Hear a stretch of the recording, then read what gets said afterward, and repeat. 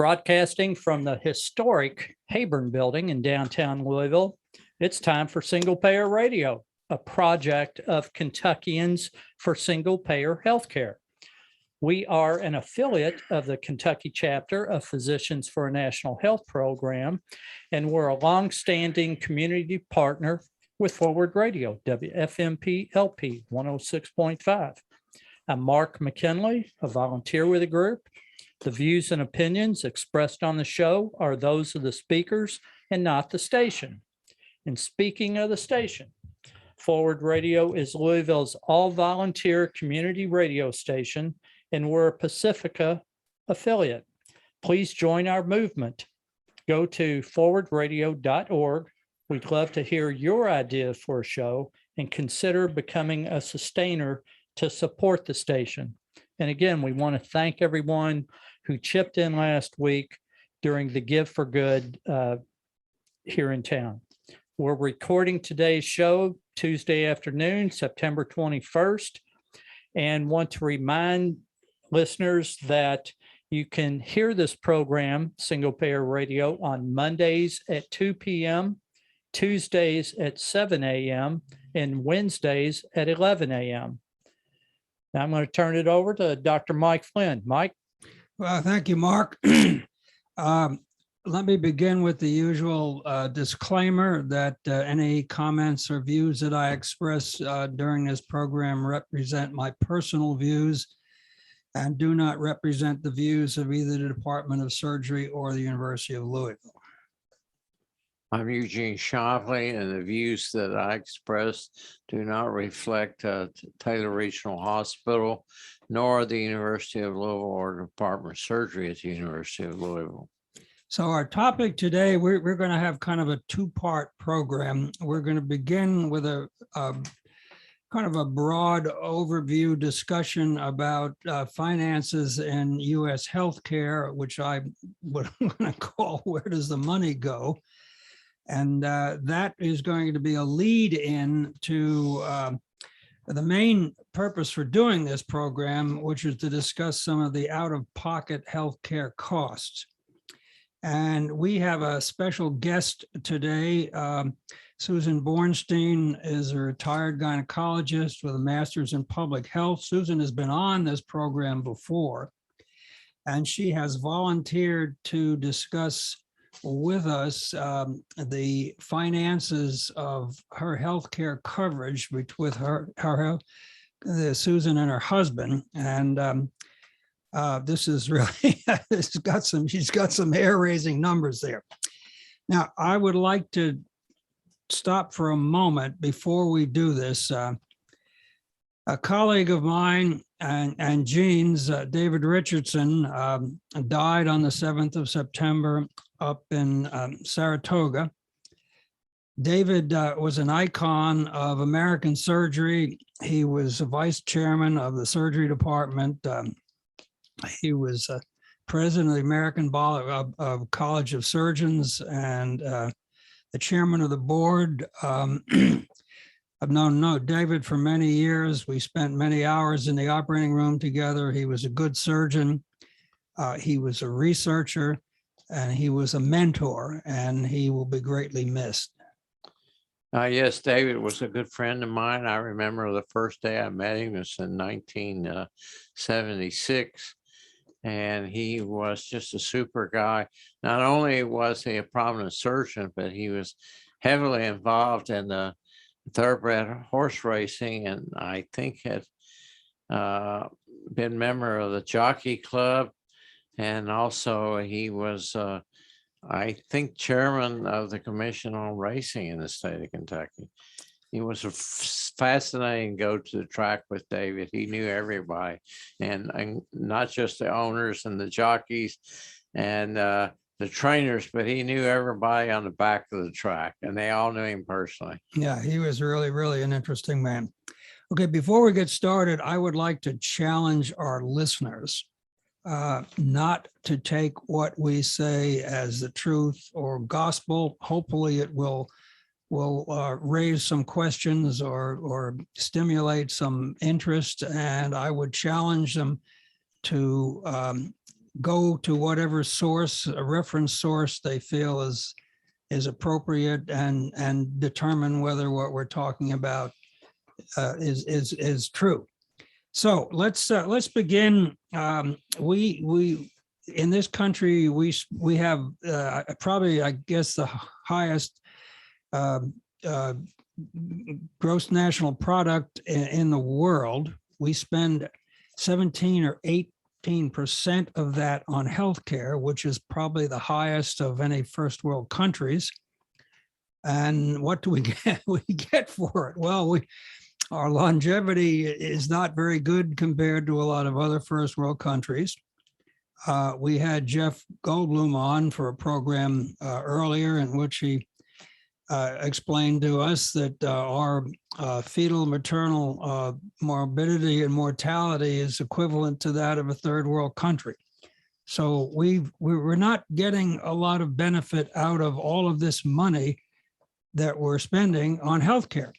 And Gene, you've mentioned the fact that there's $3+ trillion in healthcare, and a third of that is not being spent on healthcare. So I know you've got some other comments you want to make, but when you get done with those others, if you could address that, the conversation will go on.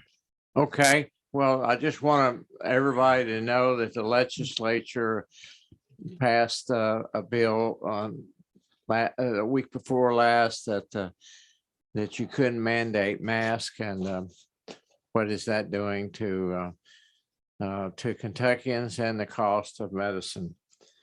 Another interesting thing that happened to me personally, I took a prescription to a pharmacy for Belinda. It's an antiplatelet drug, and they were wanting $500 for a 9-day supply. As you know, the pharmaceutical costs are just out of control. In the last 2 years, our obesity rate is dramatically increasing. It's now up to about 35%. This costs us a huge amount of money.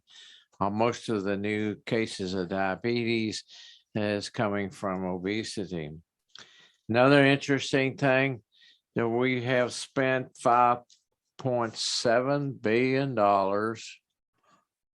on unvaccinated people in the last 3 months, June, July, and August. If they had been vaccinated, that would have probably been zero or close to it.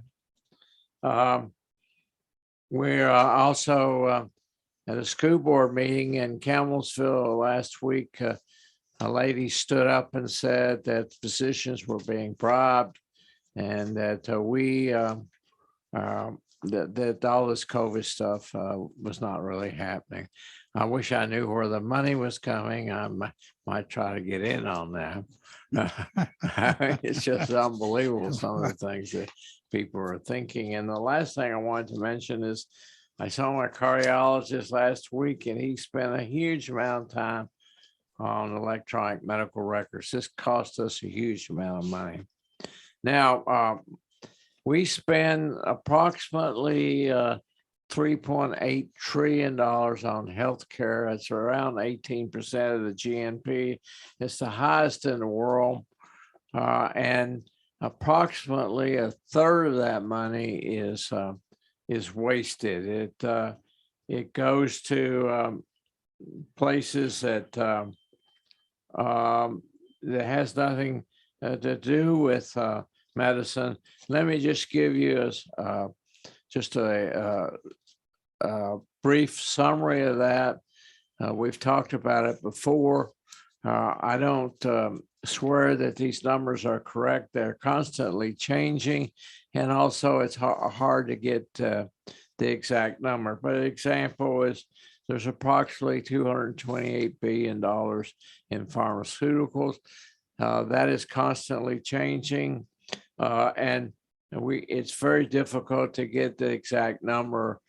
But I can tell you that the United States is responsible for half of the drug bill of the entire world.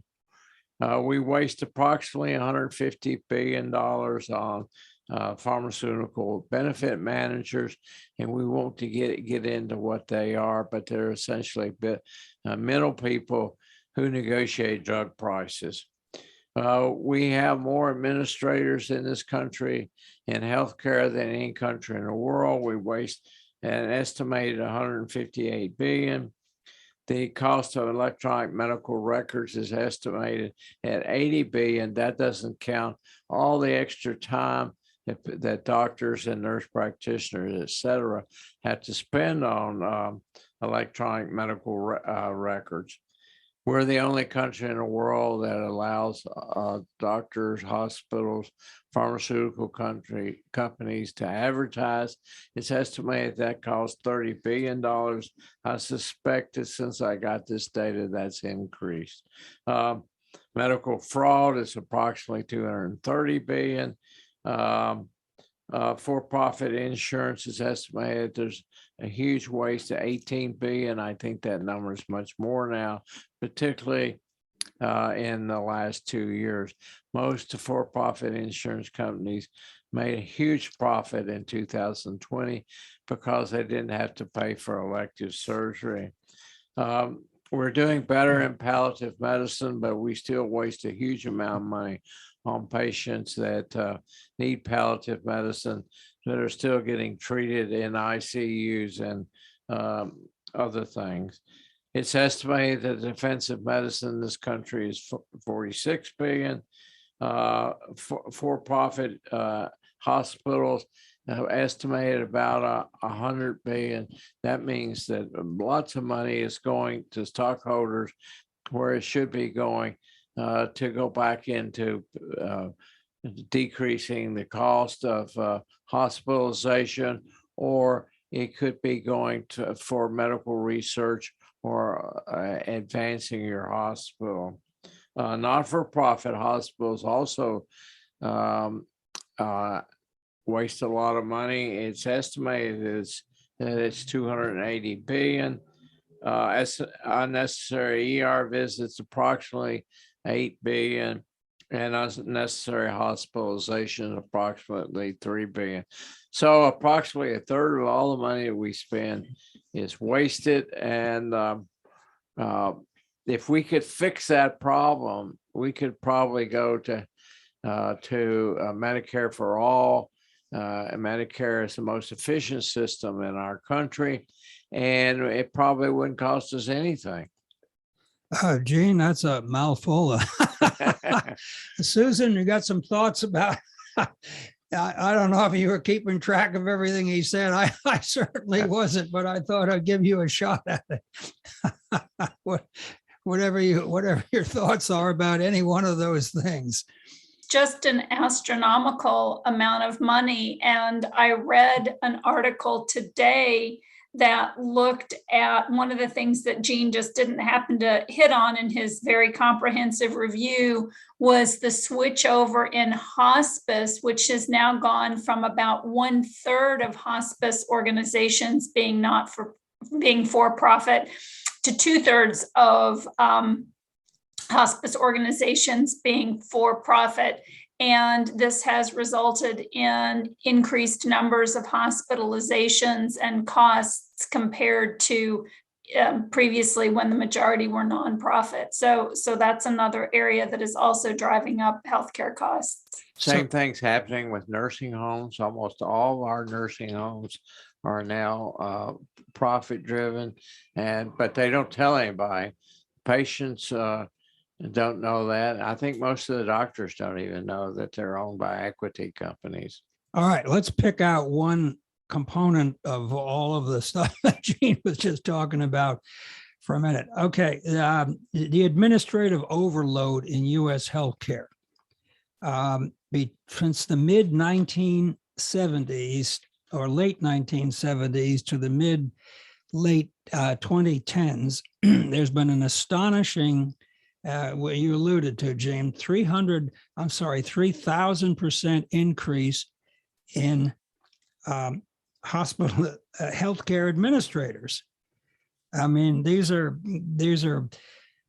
managers, pharmacy benefit managers, risk management administrators, hospital, there are 10 administrator managers, bean counters to every one practicing physician in this country, which is remarkable.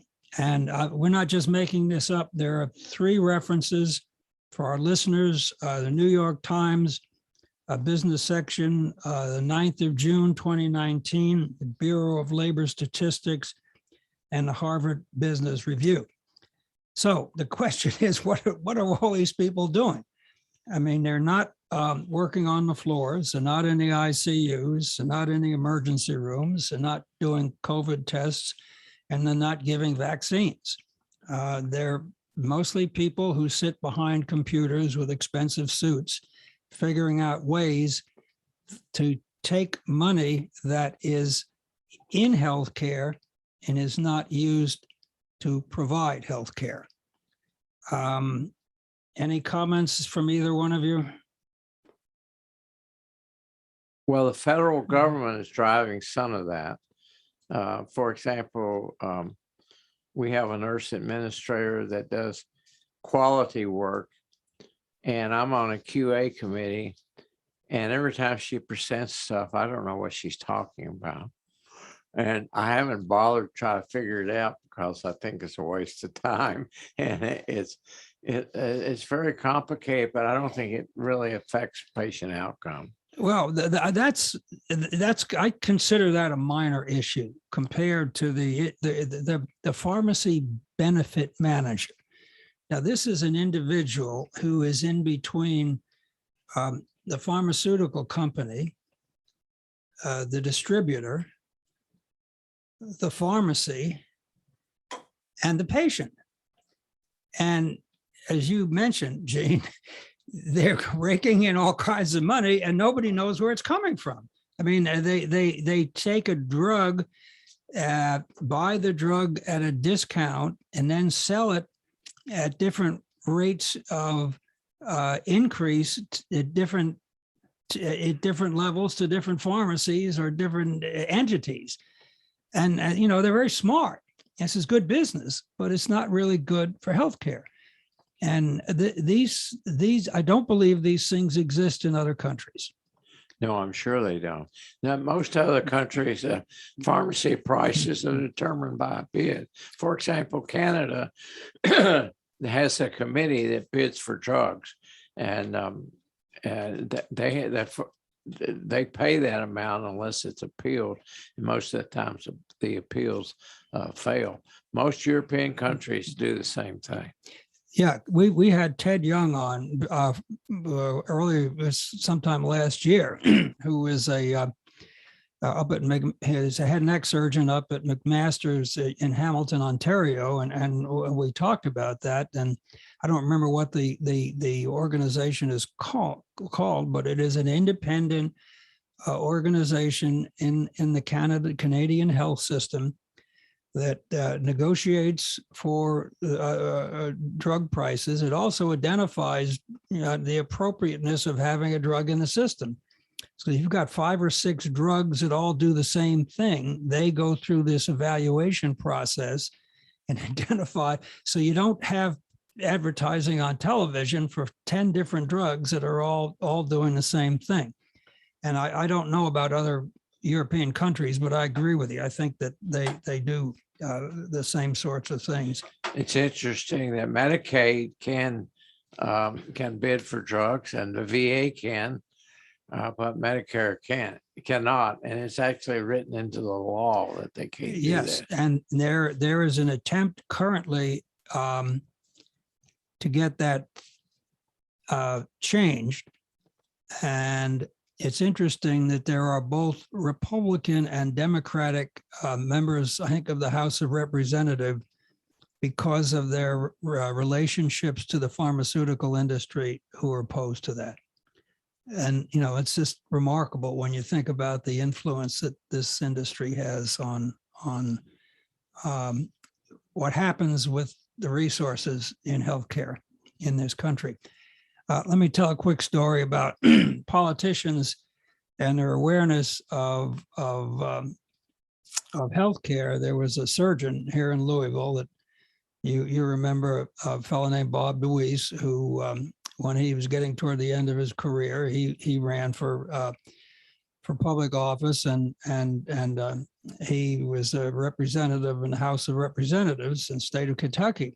And he gave a talk at the Louisville Surgical Society in which he made 2 points. This was probably 20 years ago that I remember very clearly.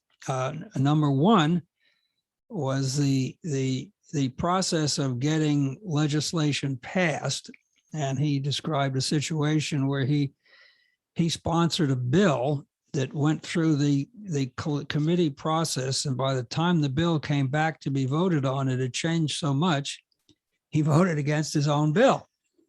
The other thing he said, which was very clearly, and I mean, I think you referenced the activities of the Kentucky legislature in dealing with the COVID pandemic and the restrictions that they put on the governor, who I think has done an outstanding job.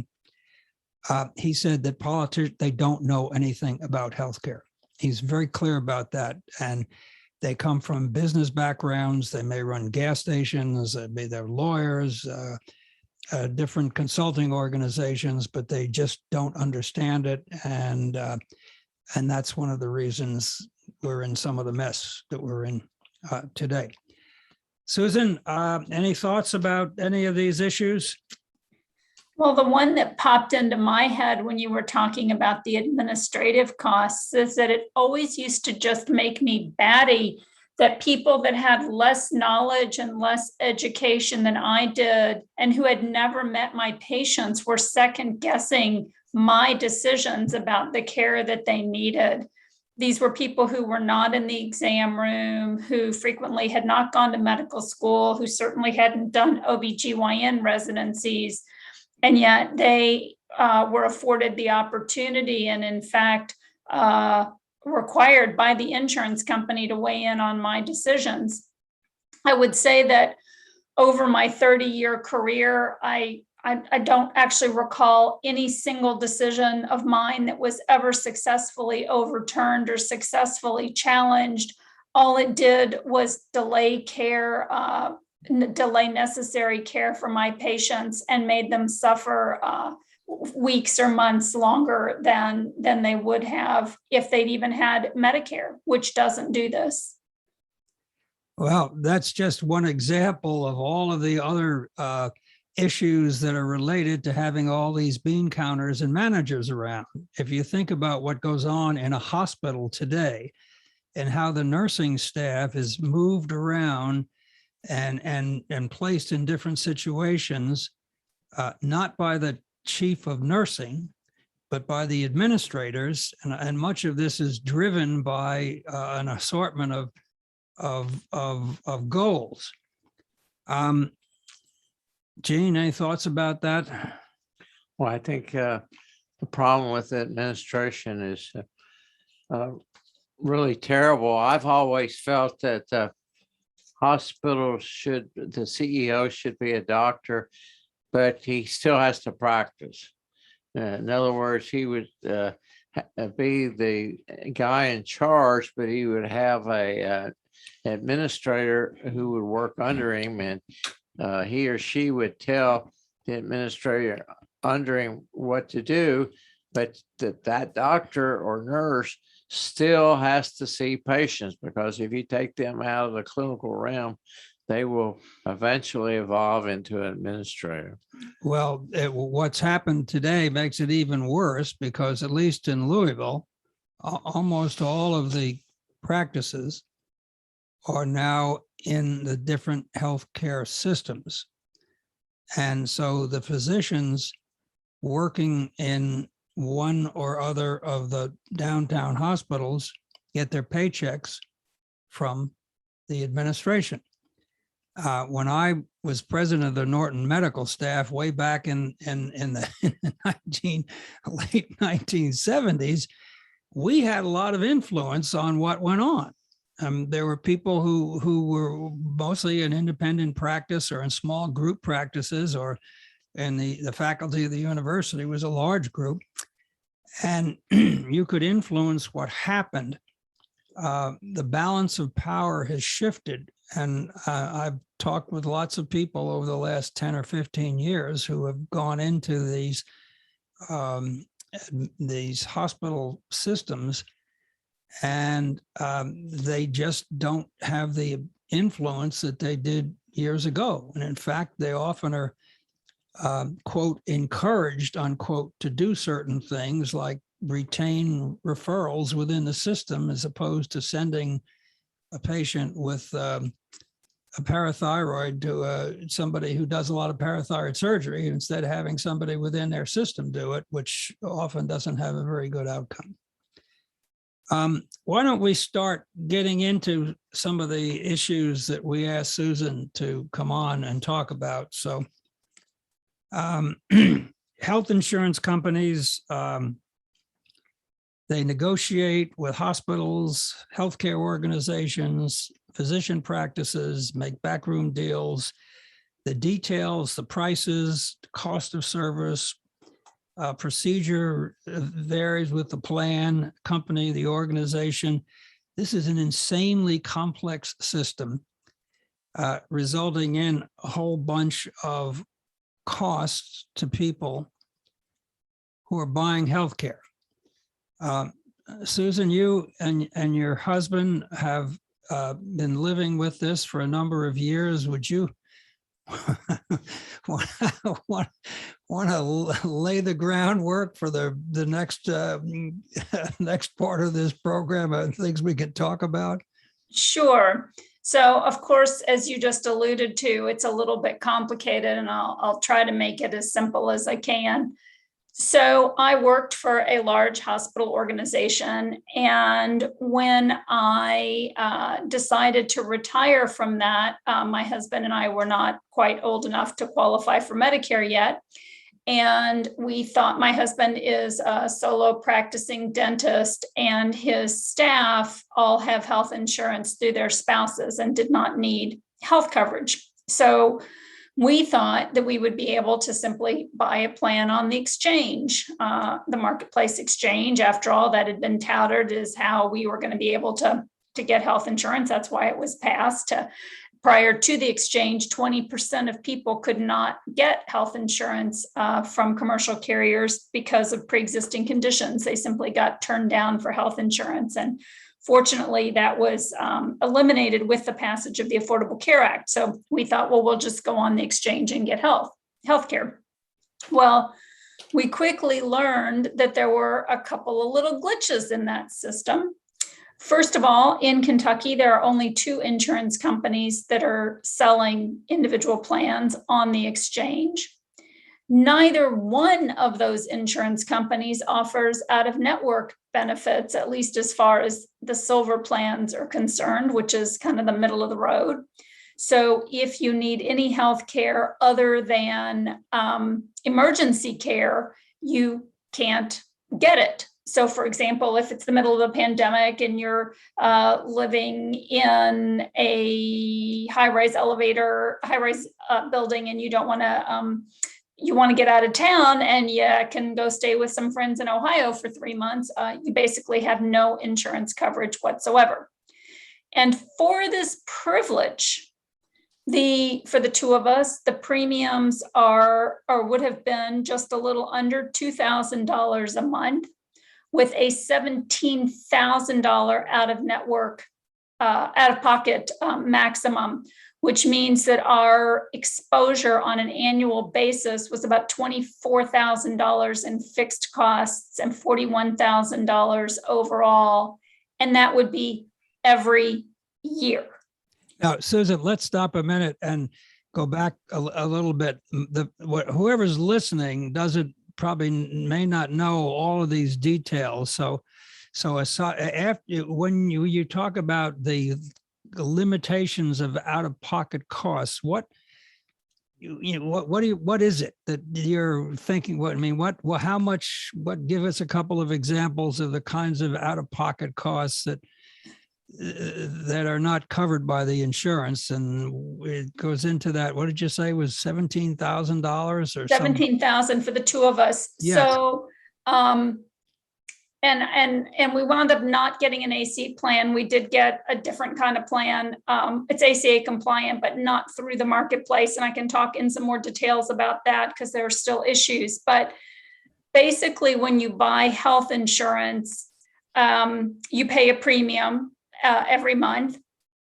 And then almost all insurance plans, other than perhaps Medicaid, have what are called deductibles.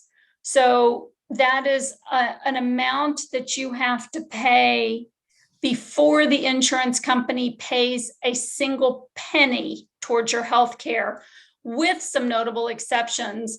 For example, well woman exams and colonoscopies are excluded from those deductibles.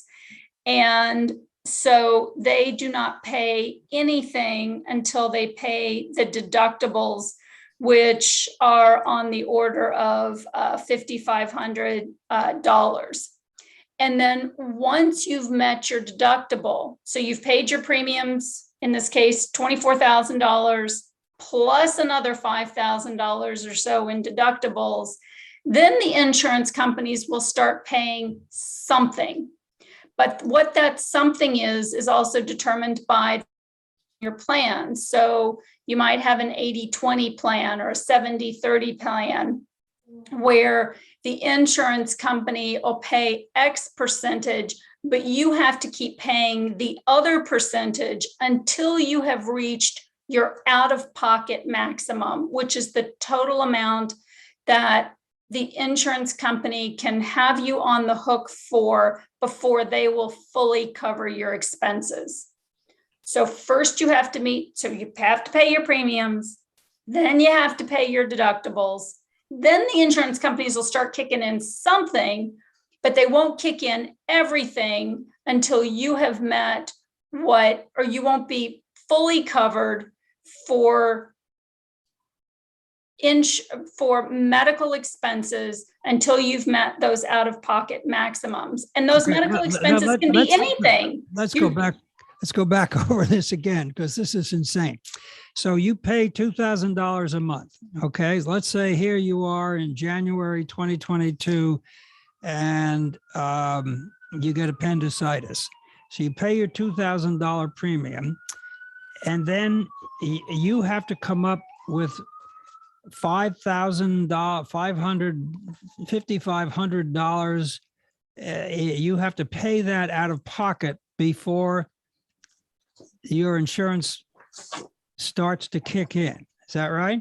That is correct. And then when it kicks in, depending upon your plan, it could pay only 60, 70, or 80% of the cost of having to have the x-rays, the CT scan, because I had my appendix removed. I thought it was my gallbladder. They told me it was my appendix. And and they all smiled that, why does a head and neck surgeon know about what's going on in his abdomen anyway?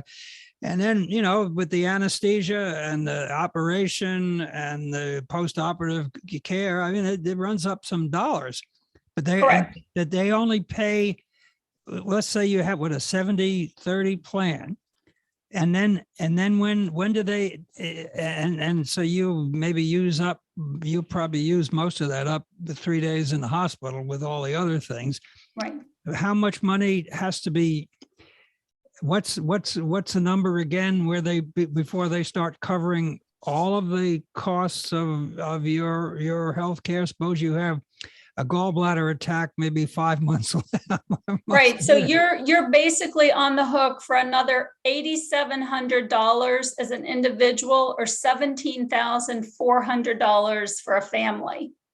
Before they pay for everything. You're not correct. The nickel diming you for 60-40, paying your deductible, paying your.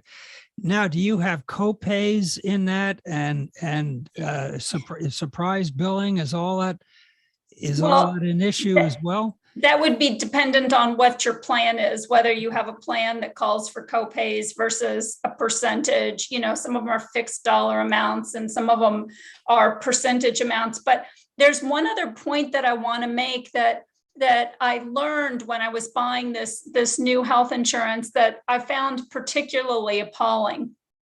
So there are certain qualifying events that allow you to sign up for a new insurance plan at times other than January the 1st. So say you sign up on April the 1st for your new health insurance plan with an ACA compliant plan, whether you get it through a group plan or on the marketplace. The premiums then start on April the 1st and run of 1 year and run until March the 31st of the following year.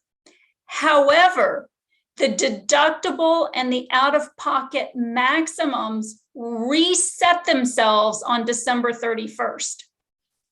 So you could be in a position where you have the $24,000 in premiums between April the 1st and of 1 year and March the 31st of the next year, but you have to pay your out-of-pocket maximum of $17,000 twice in that 12-month period because it's sunset on December the 31st.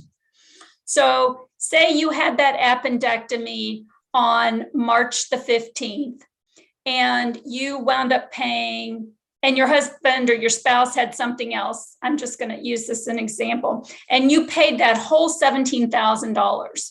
So far for this 12-month period, you've paid $24,000 in premiums and $17,000 in out-of-pocket expenses. Then on February the 1st, you and your spouse get in a car accident and both have to have surgery again. You're subjected to that same $17,000 out of maximum. So in a 12-month period, you could pay $24,000 plus $17,000 plus another $17,000 in healthcare expenses before the insurance company pays a dime. Well, don't you feel good that you can support the CEO of the insurance company with their $20 to $30 million a year salary? I mean, why are you complaining about it? Not just that, but it explains why 2/3 of the bankruptcies in the United States of America are due to health insurance costs and time off work due to illness. You're absolutely right. That's somewhere between 500 to 800,000 people a year, and this doesn't exist in other first world countries. Because I wrote a paper about that a while back for Louisville Medicine, and I couldn't find anything about medically related bankruptcy in other first world countries because it doesn't happen very often. I found one article that indicated in the country of France with 70 million people, there was one medically related bankruptcy. Now, the medical related bankruptcy is a bankruptcy related to not being able to pay your medical bills. Now, people can go into bankruptcy if they have a medical problem and they can't work. And that's another form of bankruptcy. But the medical bankruptcy that you're referring to, and as you're right, it represents 65% of filed bankruptcies in this country, is because people can't pay their medical bills because they deal with some of the insane stuff you were just talking to us about. Go ahead. The other thing that I was going to say is you might say, I mean, I don't think $58,000 in out-of-pocket healthcare costs are justifiable under any circumstances, but because, I mean, how many people can afford that? You know, maybe if you're Jeff Bezos, but most people can't afford that. But the other point that I would make is that you could say, okay, well, we spend all this money but we get great care. The US has the best healthcare system in the world, best healthcare in the world, except the facts are that that's not true. And in fact, there was just a report in the last couple of weeks that was published by the Commonwealth Fund where the United States was compared to 10 other high income countries with regards to healthcare, for looking at healthcare performance and outcomes. And not only did the United States score last in healthcare performance compared to these other 10 countries. They scored dead last in every metric category but one. So we spend 18% of GDP, as you pointed out before, gross domestic product, and we have basically nothing to show for it. Not only do we spend more, we do worse.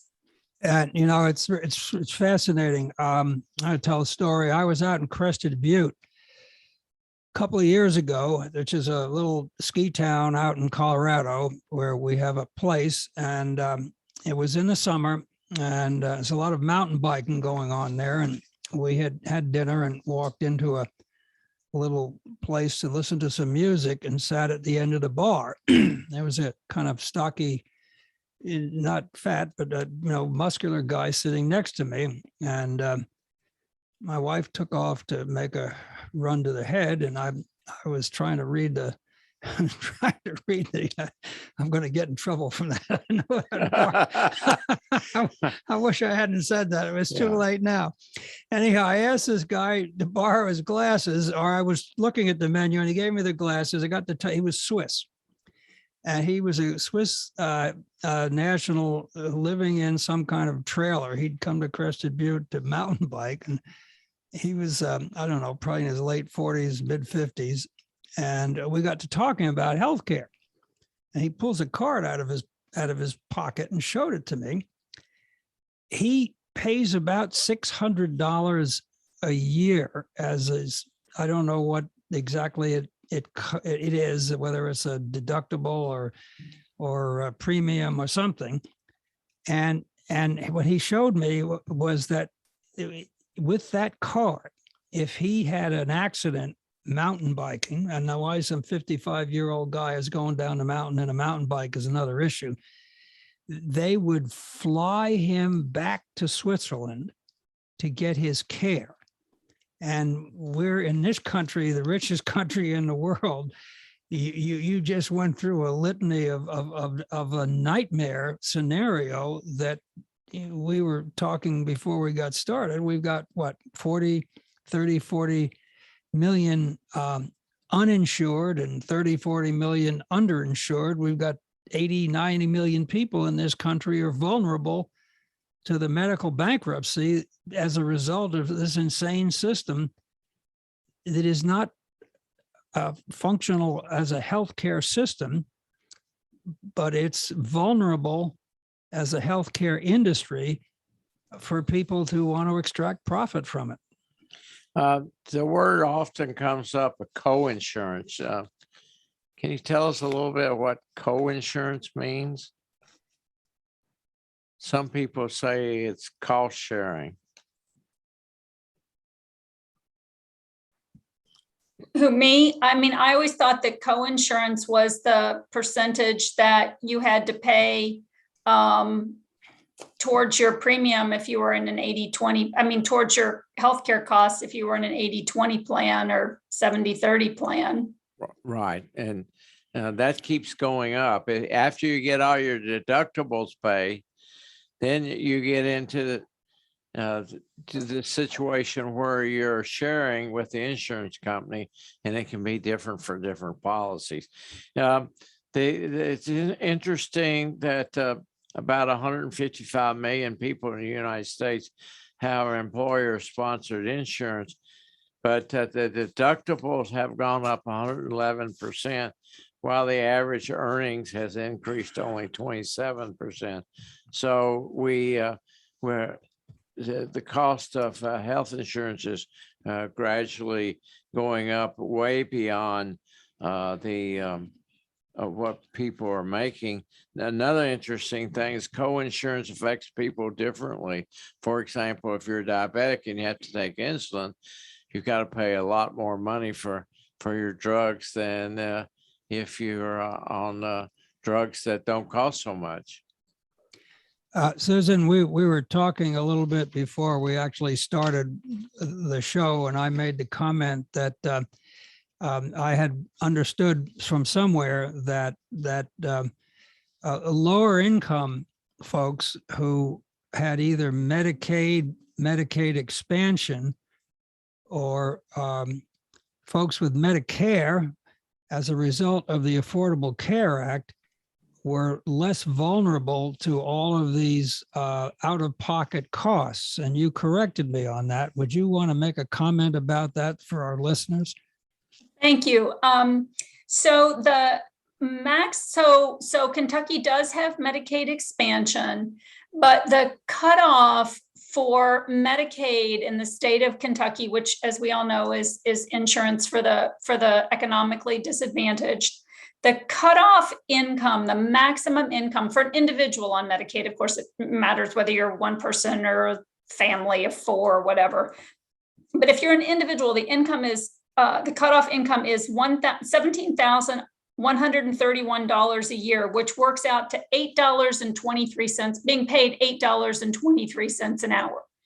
So if you make more than $17,000, you don't qualify for Medicaid.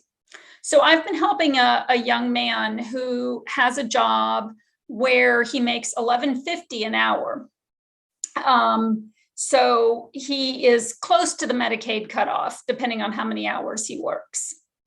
And he, so I used as an example, say you're making $18,000 a year, which none of us would consider very much money. And therefore, you do not qualify for Medicaid in the state of Kentucky. So you're going to go on to the marketplace and buy a plan through the Affordable Care Act.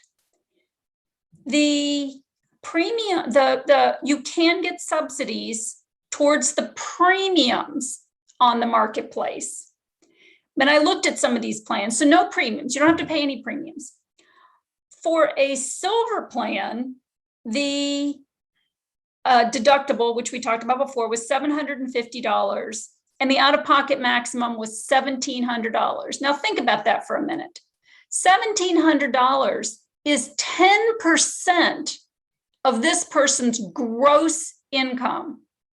However, if you're making $18,000 a year, your federal income taxes are 12%, and your Kentucky state tax is 5% after a certain deduction of $2,690. That leaves you with a net income of $13,370. If you are then having to pay $1,700 of that in out-of-pocket expenses for your health insurance, then that leaves you with less than 10,000, no, I can't do the math in my head, but about $11,000 a year, leaves you with $11,000 a year. If your rent is $1,000 a month, which is still pretty low, you have nothing left. Well, that's You why have no money for food. Yeah. You have no money for a car. You have no gas money. You have nothing. Welcome to American healthcare. And the point that I want to make, in addition to these scary numbers, is that we can do something about this. We can change the system so that it doesn't have to be this way. What do you think will drive us into changing the system? I wish I knew that answer. My hopeful answer is education. My hopeful answer is that programs like this will get people to think that to realize that they are only a job loss away from being in this situation. Well, you know, that's one of the reasons that we're doing this. None of us get paid for this, and we're doing this with the hope that, as I mentioned earlier, when I suggested that the listeners, don't believe what we say, but go find some information yourself, that hopefully it'll light up a little activity in the brain and make people start thinking about this. Unfortunately, in the state that we live in, that is so vulnerable to this, there seems to be a view that this isn't something as important as having 16 guns in your closet and and not being able to, not making sure somebody doesn't get an abortion or whatever other issues that seem to drive the political climate in this state. Let me ask you a question. What about a policy with a medical spending account? Well, you mean like an HSA? Yes. The problem with an HSA is that the HSA maximum donation for 2 people is $8,100. That's less than our out-of-pocket costs. And all that does is allow you to put that amount of money into an account tax-free. You still have to pay it. So basically you're saving the taxes on that $8,100, but even that $8,100 won't cover the out-of-pocket costs for the plans that I was talking about on the Affordable Care Act. I mean, on the marketplace. Well, let's talk, you talked a little bit about portability earlier. My wife's mother lives down in West Palm Beach, and she's well on in age, and she's got Medicare, and she's got some kind of Medicare wraparound. I don't know the details. Got some visual issues, and I wanted to get her up here so that she could have some of these ophthalmology issues addressed locally, which is where the entire family is. But the plan that she's got has the way it works with the wraparound plan, and I don't understand how exactly this happens. It sort of overtakes or supersedes the Medicare portability, so that if she were to come up here and have something done with her eyes, that she doesn't have any coverage. She's locked into a network. This is Medicaid plus this Medicare with a Medicare wraparound plan. And the only thing that's covered if she were to come up here is an emergency. Right. So you want to give us what your thoughts are? Where does your plan, with the outrageous prices, how portable is that? If you go to Southern Indiana or down to Texas, what's covered? Well, I actually don't have that plan. We were able to get a different plan that costs essentially the same, but has out-of-network benefits. But we were very fortunate to have that plan that we were able to get through my husband's office. And if my husband stops working, he has to work whether he wants to or not, because if he stops working, we can't have insurance that'll allow us to ever leave the state. But I do have another example that goes to what you're talking about that is really on point and similar to what you described. I have a friend from college whose daughter was going to school in Texas and had a plan through the Texas marketplace. And she went to do an internship for a year in California and developed a gynecologic problem and essentially had no health insurance because her Texas plan did not provide any benefits out of the state of Texas. And so she is, even though she technically has insurance, she is as if she is uninsured. That's insane. We're getting to the end of the lollipop here. We've got 3 minutes left. So I'm going to ask Gene if he wants to make any last minute comments. I may make one, and we'll give you the final word. There are some people who are prophesying that the industry is getting so overwhelmed with the cost of health insurance that they may drive the system into a Medicare for all or a unipayer system because of their cost. What do you think of that idea? Mike, do you want to answer that, or do you want me to answer it? Well, I was going to let that, I mean, I one could only hope. That's what, I have some real concerns about the political climate in this country, about anything like that happening anytime soon. But if whatever works is fine with me. It's just amazing to me that people in rural Kentucky who are so vulnerable continue to vote, put people in office who carry out policies that are against their economic and health self-interest. Susan? Well, and I think a lot of it is also propaganda. I think there are a couple of things at play. One is propaganda from the commercial insurers, which convince people that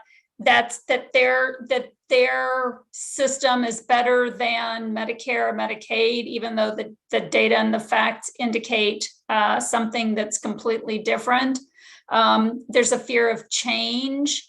And then also are incentivized to maintain the status quo because they get paid a lot of money by big pharma and the commercial carriers to maintain the status quo and to allow them to continue to do what they're doing, even though it's against the interests of their constituents.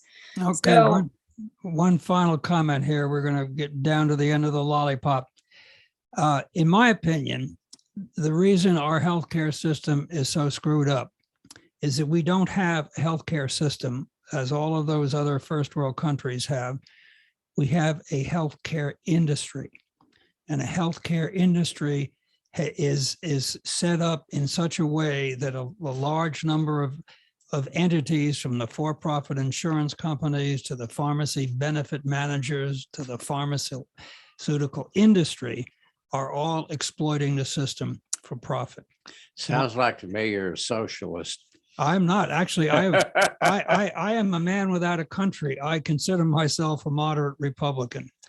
I just need to interject one thing, which is that I am speaking for myself and not for any organization. Well, Susan, thank you again. Yeah. You are a great guest, and we're going to have to come up with another topic and have you come on again. Mark is about to cut us off here. Okay, guys, another really informative show. I know it's been kind of a downer talking about what's wrong with healthcare in America, but I think one of the shining stars in our system and in our city is our community healthcare centers. We've had Ann Hagen-Grigsby from Park Duval Healthcare Center. We've had Dr. Bob Voida. Yeah. Voida. Yeah. And we can only hope. I think I saw something, 29 million folks get their health care at community health centers. So for more information about single payer radio and Kentuckians for Single Payer Healthcare, you can go to kyhealthcare.org. That's kyhealthcare.org. You can check out Facebook for Kentuckians for Single Payer Healthcare. Single Payer Radio is heard here on Forward Radio WFMP LP 106.5, Mondays at 2, Tuesdays at 7 a.m., and Wednesdays at 11 a.m. And if you got an extra nickel or two in your pocket, you can go to forwardradio.org and click on the donate button.